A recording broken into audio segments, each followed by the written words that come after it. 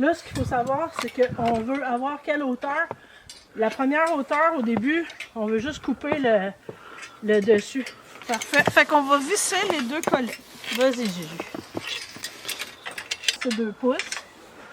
Fait que si tu veux 1 pouce moins 2 lignes comme l'autre, faut que tu descendes. Encore. OK, ça y est. Un petit peu encore. OK, un petit peu encore. Une ligne. Parfait. Ça y est.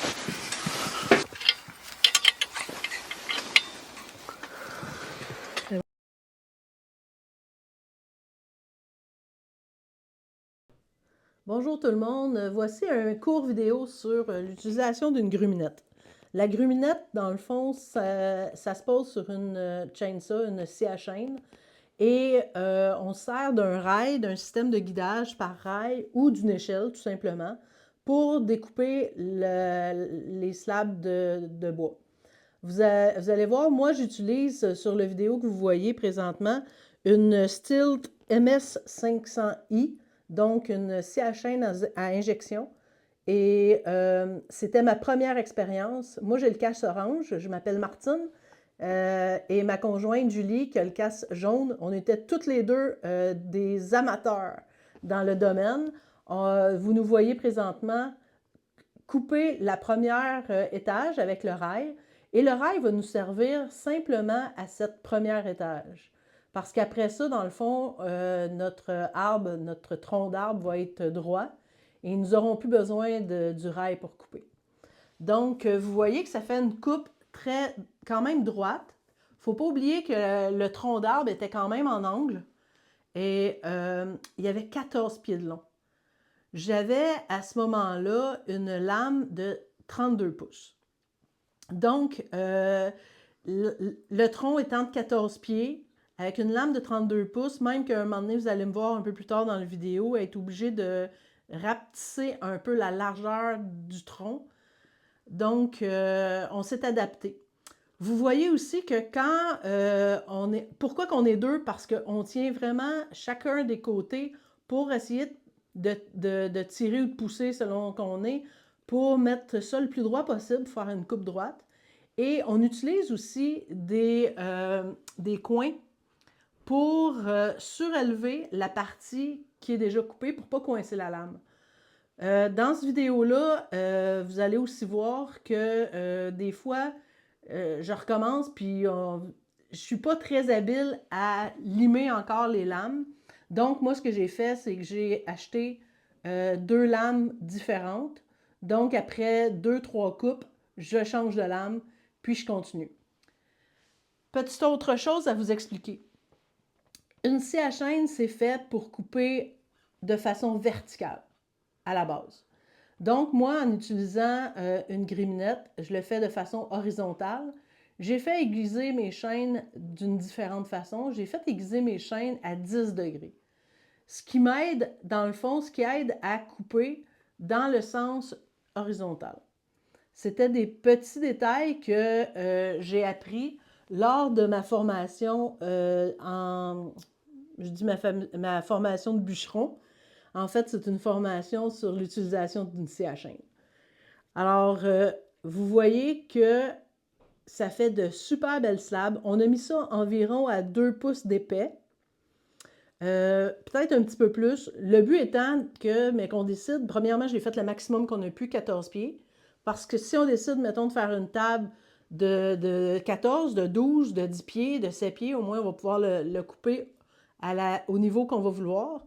Et l'avantage de faire un petit peu plus que 2 pouces, c'est qu'on va pouvoir passer après ça notre table dans un planeur. Et puis aussi faire ce qu'on veut avec. On va pouvoir la travailler. Puis en faisant ça, des coupes de 2 pouces, 2 pouces et demi, ça nous permet... Là, vous voyez que je suis en train de la rapetisser de largeur, là, parce que justement, elle était très large, puis même ma lame de 32 pouces n'était pas assez longue.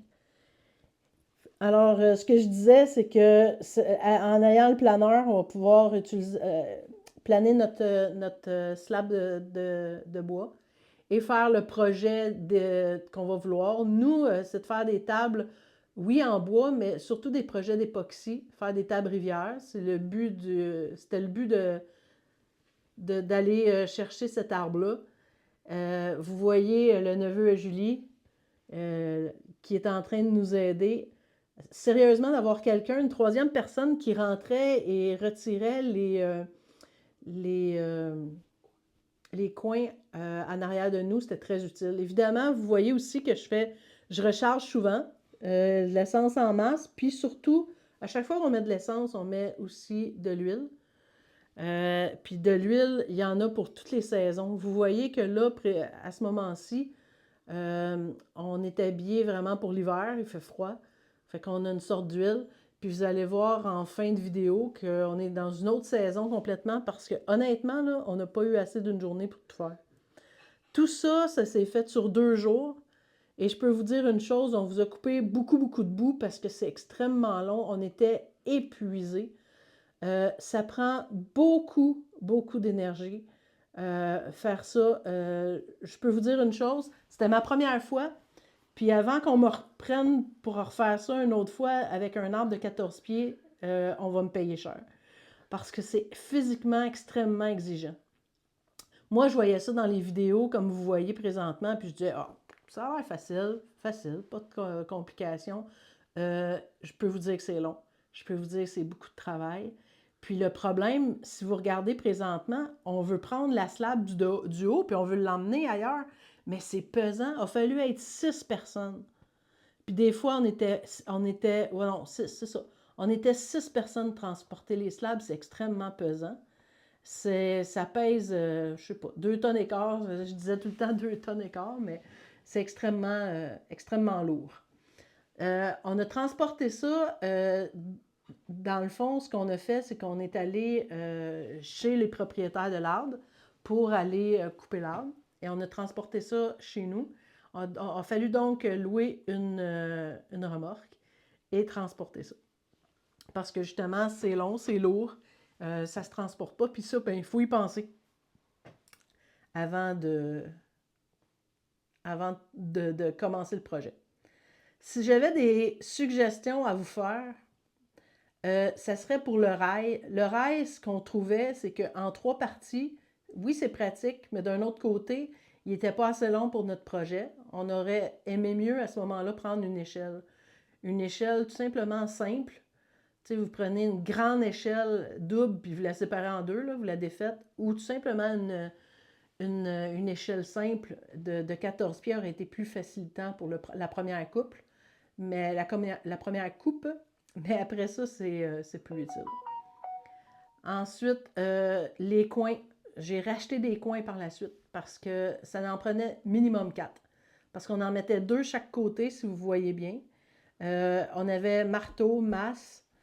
La première fois que j'ai fait ce projet-là, j'ai pas de masque.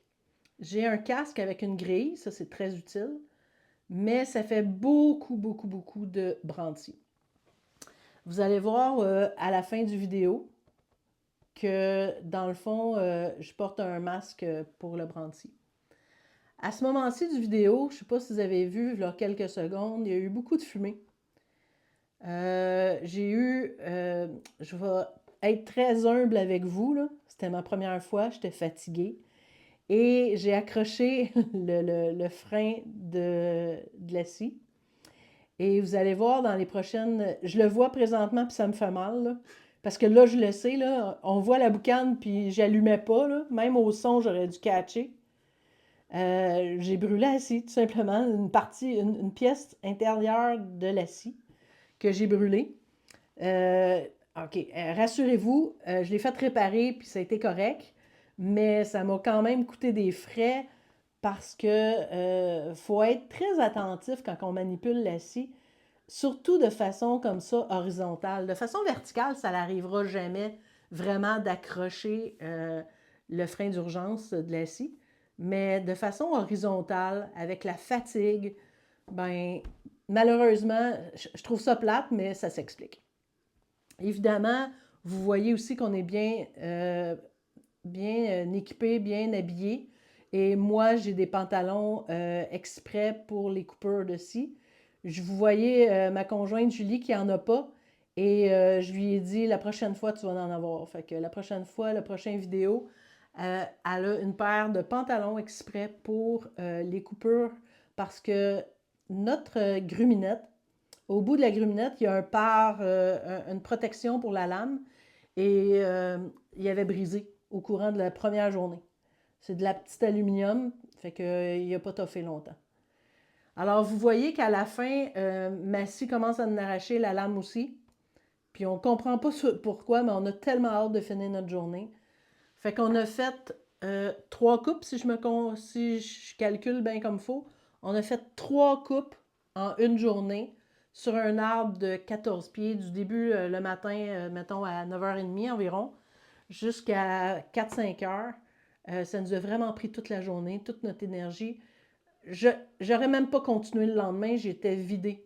Honnêtement, ben, c'est vrai que j'ai plus que 50 ans, mais quand même. C'était quand même difficile.